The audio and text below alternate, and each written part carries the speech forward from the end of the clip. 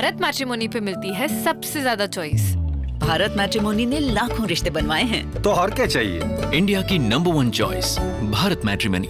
क्या महागठबंधन की जीत की राह में उनके अपने साथी ही बिहार की मतगणना में रोड़ा बनते दिखाई दे रहे हैं?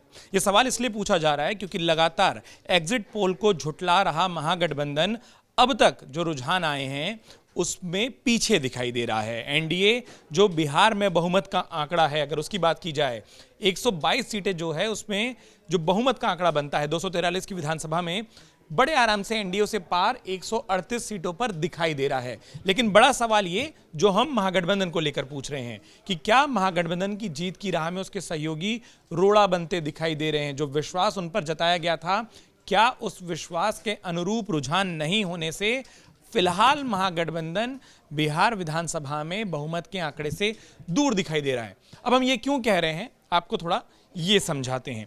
इस वक्त अगर बात करें, देखिए महागठबंधन 9:21 हो रहे हैं तो 1 घंटे 21 मिनट के जो रुझान आए हैं उसमें 72 सीटों पर वो आगे चल रहा है। इन 72 सीटों पर जहां महागठबंधन आगे है उसमें सबसे ज्यादा 66 सीटों पर अकेले राजद यानी कि आरजेडी आगे चल रही है। और 2020 के विधानसभा चुनाव में आरजेडी ने 75 सीटें जीती थी, अभी वो उनसे 9 सीटें पीछे है अपने पिछले प्रदर्शन को दोहराने से। तो आरजेडी कमोबेश वहीं जाती दिखाई दे रही है क्योंकि अभी भी करीब 30 सीटें ऐसी हैं जिनके रुझान आने बाकी हैं।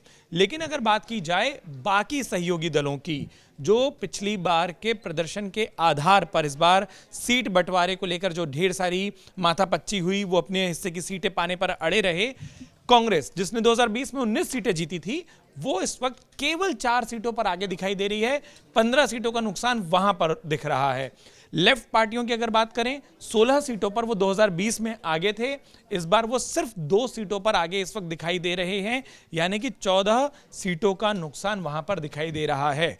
मुकेश सहनी की पार्टी वीआईपी जिसे 4 सीटें जो 2020 में जीते थे और उन्हें महागठबंधन ने एक बड़े चेहरे के तौर पर अपने उप मुख्यमंत्री उम्मीदवार के तौर पर तक पेश किया था, वहां प्रस्तुत किया था, उनका इस वक्त खाता खुलता भी दिखाई नहीं दे रहा है। वहीं आईआईपी जो है वो जिसके साथ आने से महागठबंधन का दावा था कि बहुत जोर पड़ेगा, पिछले विधानसभा चुनाव में उनके पास कोई सीट नहीं थी लेकिन महागठबंधन के लोग कह रहे थे कि एक एडिशनल वोट बैंक हमारे पास आईआईपी के जरिए आएगा। फिलहाल रुझानों में वो कहीं दिखाई नहीं दे रहा है। अकेले राजद है इस 72 के आंकड़े में जो 66 सीटों पर बढ़त बनाई हुई है और बाकी जो 6 सीटें हैं वो कांग्रेस और लेफ्ट पार्टियों से मिलकर आ रही है। यानी कि इस वक्त जो सहयोगी दल हैं वो जितनी सीटें राजद जीती है उसके 10% से, या जीती नहीं है रुझानों पर आगे, उसके 10% से भी कम पर दिखाई दे रहे हैं।